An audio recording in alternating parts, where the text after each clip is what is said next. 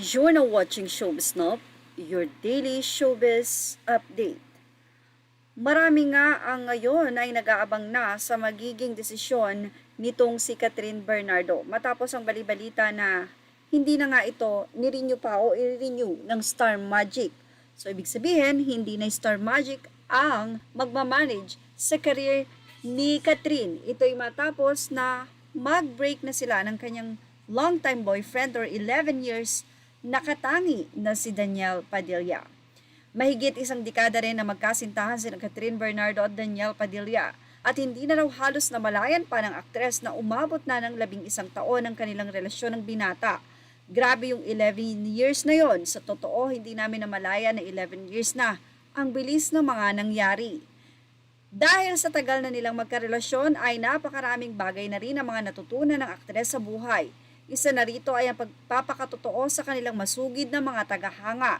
Ang natutunan namin, mas mamahalin ka ng tao kapag pinakita mo ang totoo sa iyo. Kasi ganoon ka kapag fan eh.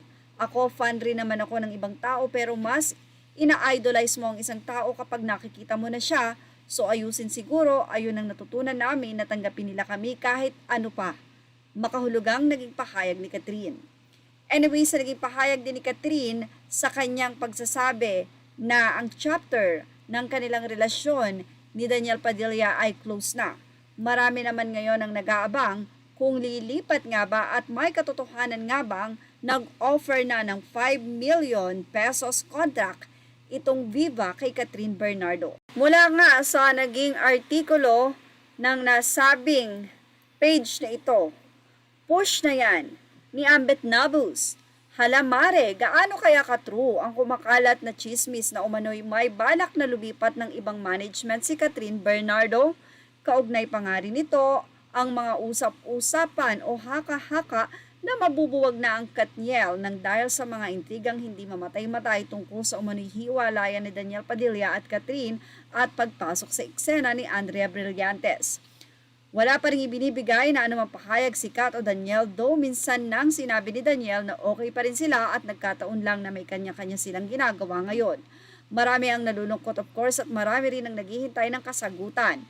At kung totoo mang dilipat na umano si Kat ng management, iikot na lang talaga ang ulo mo sa pagkahilo at pagkalito. Ano nga ba?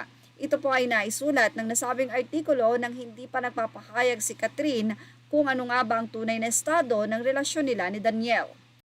At ngayon ay viral nga ang offer ng Viva na si Boss Vic Del Rosario kay Catherine. Lumipat lang ito sa Viva at bibigyan nga ito ng 500 million pesos na kontrata.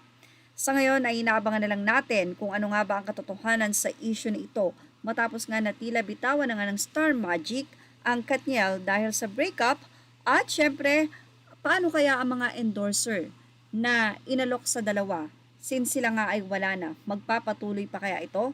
Pero for Catherine, may napakagandang blessing na nag-aantay sa kanya. Biruin nyo, ang 500 milyong piso. Yan ang ating Showbiz Now update.